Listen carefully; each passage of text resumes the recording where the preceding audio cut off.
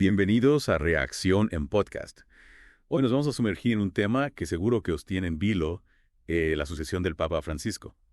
Sí, la verdad es que está cosa interesante. Y no solo vamos a hablar de nombres, sino de impacto que cada candidato podría tener en la Iglesia Católica del siglo XXI. Exacto, la salud del Papa, junto con las tensiones entre conservadores y reformistas, hacen que esta elección sea crucial. Imagina, el próximo Papa podría cambiar el rumbo de la Iglesia para millones de personas. Casi se puede sentir la presión desde aquí. Sí. Para guiar nuestro análisis nos basamos en un vídeo del canal Ángel Misterio que presenta 8 cardenales como posibles sucesores. Hasta Nostradamus y su Papa Negro aparecen en escena. Interesante, ¿verdad? Pero antes de dejarnos llevar por las profecías, analicemos primero el contexto actual. Amén. La Iglesia se enfrenta a desafíos como la crisis climática, la desigualdad social, la secularización. El próximo Papa tendrá que lidiar con todo esto. Totalmente. ¿Qué tal si empezamos por Pietro Parolin, el actual secretario de Estado? El vídeo lo pinta con un peso pesado de la diplomacia, ¿no? Sí, y esto podría ser una gran ventaja en un mundo cada vez más globalizado. Imagina un Papa que puede tender puentes con China, mediar en conflictos internacionales. Suena prometedor, pero también mencionaba que su cercanía a Francisco podría generarle rechazo entre los sectores más conservadores. Claro. Podría ser un obstáculo para su elección. Sin duda, recordemos que dentro de la Iglesia existen fuertes tensiones entre quienes buscan una mayor apertura y quienes defienden la tradición a ultranza. Cierto. Y hablando de tradicionalistas, el siguiente candidato es Willem Ike, conocido por su postura conservadora, especialmente en temas como el matrimonio y la familia. Exacto. Para él la doctrina es innegociable. Y aunque esto le gana el apoyo de los sectores más tradicionales, ¿cómo encaja esta visión en un mundo que clama por una mayor inclusión? Buena pregunta. Si Ike fuera elegido, veríamos un retroceso en las reformas de Francisco. ¿O podría de alguna manera conciliar la tradición con los desafíos del siglo XXI? Difícil de predecir, pero sin duda su elección generaría un gran debate dentro de la Iglesia. Ahora, si buscamos un punto intermedio entre Parolin y Ike, podríamos fijarnos en Peter Erdo. El vídeo lo presentaba como un candidato más moderado con un profundo conocimiento teológico. Podría ser Erdún la figura que unifique a la Iglesia. Podría ser. Su experiencia en el liderazgo de la Iglesia en Europa y su capacidad para dialogar con diferentes sectores lo convierten en una figura de consenso. Pero también mencionaban que su enfoque, aunque moderado, sigue siendo bastante conservador. Sería suficiente para impulsar las reformas que muchos consideran necesarias. Ahí está el dilema. Necesitamos un papa que no solo sea un gran teólogo, sino también un líder capaz de adaptarse a los cambios sociales y guiar a la Iglesia en el siglo XXI. Y si hablamos de líderes carismáticos, no podemos olvidar a Luis Antonio Tagle, el cardenal filipino.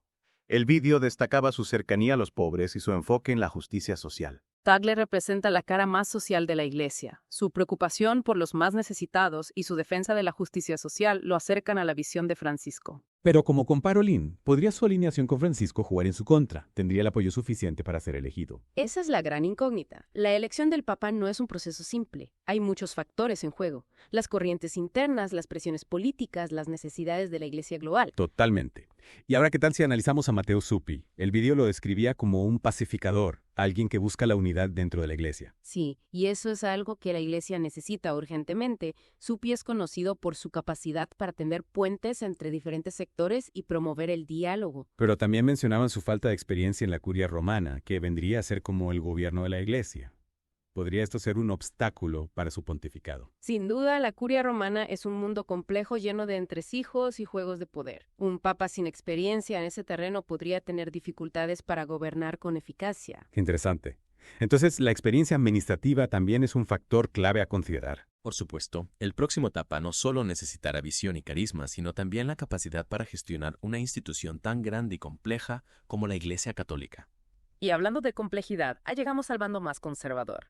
Raymond Leo Burke, el cardenal estadounidense, conocido por sus posturas firmes, especialmente en temas de moral sexual. Burke representa la línea más dura dentro de la Iglesia. Para él, la tradición y la doctrina son sagradas e inamovibles. Pero no podría esta rigidez alejar a la Iglesia de la realidad del siglo XXI. ¿Cómo se concilia esta visión con un mundo que demanda una mayor apertura? Esa es la gran pregunta. Algunos creen que la Iglesia necesita un líder firme que no ceda ante las presiones del mundo moderno. Otros, en cambio, temen que un papa como Burke la aísle aún más. Un dilema sin duda.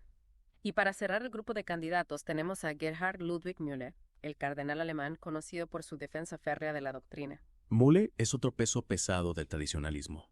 Su visión teológica es profunda y rigurosa, y se ha mostrado crítico con las reformas de Francisco. Podríamos entonces considerarlo como un anti-Francisco. Su elección significaría un retroceso en los cambios que se han impulsado en los últimos años. Podría ser Müller representa a un sector de la Iglesia que ve con recelo las reformas de Francisco y aboga por un retorno a la tradición. Es fascinante ver cómo cada candidato representa una visión diferente de la Iglesia, pero hay un nombre que aún no hemos mencionado y que despierta mucha curiosidad. Peter Turkson, el cardenal de Ghana. Ah, sí. El posible Papa Negro de la profecía de Nostradamus.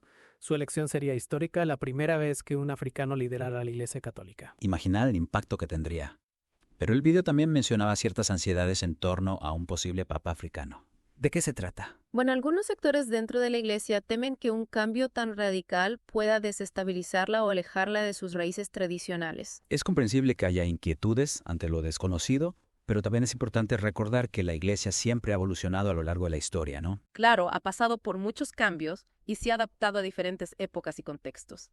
La elección de un papa africano podría ser vista como una señal de apertura y de una mayor sensibilidad hacia la diversidad cultural. Además, no olvidemos que la Iglesia Católica tiene una presencia muy fuerte en África. Exactamente, África es un continente con un crecimiento demográfico importante dentro de la Iglesia Católica, por lo que sería natural que su voz tuviera más peso en el futuro.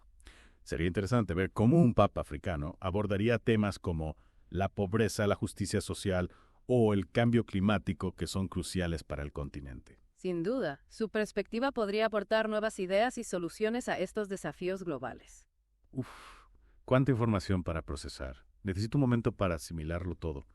Y vosotros, si os está gustando este análisis, no dudéis en darle un me gusta al vídeo y suscribiros a Reacción en Podcast para no perderos las próximas entregas. Exacto. Vuestro apoyo nos ayuda a seguir creando contenido de calidad. Y no os olvidéis de compartir vuestras opiniones en los comentarios. ¿Quién creéis que será el próximo papa? ¿Qué desafíos tendrá que afrontar? Contadnos. Y volviendo a la profecía de Nostradamus, es fascinante cómo un simple verso puede generar tanta especulación. ¿Será Turkson el papa negro que predijo? Es que es irresistible. ¿Quién no siente curiosidad por las profecías? Aunque claro, también hay que tomarlas con cautela. Pero el vídeo mencionaba que la posibilidad de un papa africano generaba ciertas ansiedades. ¿A qué se refieren exactamente? Bueno, algunos sectores dentro de la Iglesia Católica, especialmente los más tradicionalistas, temen que un papa africano pueda impulsar cambios doctrinales significativos. ¿Cambios como cuáles? ¿Podrías darnos algunos ejemplos concretos? Claro. Por ejemplo, en temas como el celibato sacerdotal, la ordenación de mujeres o la postura frente a la homosexualidad, algunos temen que un papa africano pueda adoptar una visión más liberal, alejada de la doctrina tradicional. Entiendo. Es decir, que la ansiedad no se centra tanto en la etnia en sí, sino en las posibles implicaciones doctrinales que su elección podría tener. Exacto. Y esto conecta con lo que hablábamos antes sobre las tensiones entre conservadores y reformistas. Un papa africano, dependiendo de su postura, podría inclinar la balanza hacia uno u otro lado. Interesante sería como una partida de ajedrez donde cada movimiento del papa tiene consecuencias en todo el tablero. Precisamente. Y no olvidemos que la Iglesia Católica es una institución global con millones de fieles en todo el mundo. Las decisiones del papa tienen un impacto real en la vida de las personas. Totalmente. Y hablando de diversidad, el video también mencionaba a Malcolm Ranjith, el cardenal de Sri Lanka. ¿Qué nos puedes contar sobre él? Ranjith es una figura muy interesante. Por un lado, es un defensor del tradicionalismo y la doctrina de la Iglesia, pero al mismo tiempo ha demostrado una gran sensibilidad hacia la justicia social y la unidad dentro de la diversidad. Eso suena como una combinación peculiar. ¿Cómo se concilian esas dos facetas en su figura? Bueno, recordemos que Ranjith proviene de un país como Sri Lanka, donde la diversidad religiosa y cultural es una realidad cotidiana. Él ha tenido que lidiar con esa complejidad y buscar puntos de encuentro entre diferentes comunidades. Entonces, podríamos decir que Ranjith representa una especie de tradicionalismo inclusivo. Podría ser una forma de definirlo. Es decir, alguien que defiende la doctrina tradicional, pero que al mismo tiempo es capaz de dialogar con otras realidades y buscar soluciones que respeten la diversidad. Interesante.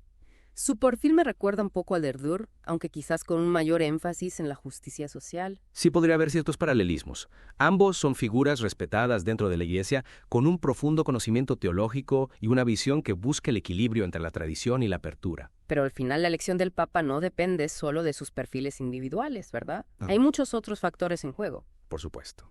Las dinámicas internas del Vaticano, las presiones políticas, las necesidades de la Iglesia global, todo esto influye en la decisión final. Es como un puzzle complejo donde cada pieza tiene su importancia.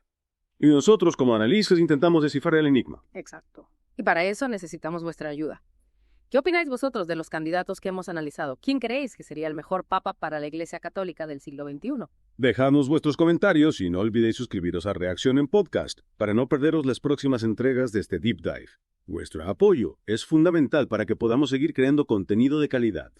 Y si os ha gustado este análisis, compartidlo con vuestros amigos y familiares.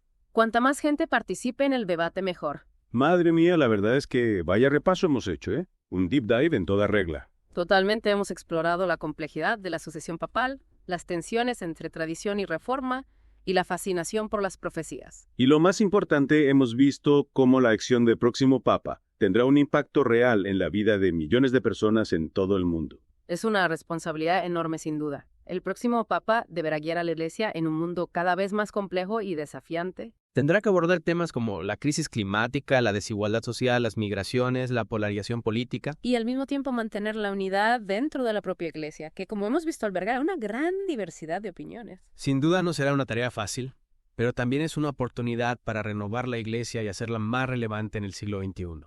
Quizás un papa que, como decía el video, rompa con los moldes tradicionales. Un papa africano, latinoamericano, asiático. ¿Quién sabe? Lo que está claro es que la Iglesia necesita líderes valientes con visión de futuro y capaces de tender puentes. Líderes que sepan escuchar las voces de todos los fieles sin importar su origen o su postura. Y que estén dispuestos a dialogar con el mundo moderno sin renunciar a los valores esenciales del Evangelio. En definitiva, este Deep Dive nos ha dejado con más preguntas que respuestas. Pero eso es lo que hace que este tema sea tan apasionante. La incertidumbre, el misterio, la posibilidad de un cambio radical. Y mientras esperamos el desenlace de esta historia, os invitamos a seguir reflexionando sobre el futuro de la Iglesia Católica. ¿Qué tipo de papa necesita el mundo de hoy? ¿Qué rumbo debería tomar la Iglesia en el siglo XXI? Son preguntas que nos interpelan a todos, creyentes o no.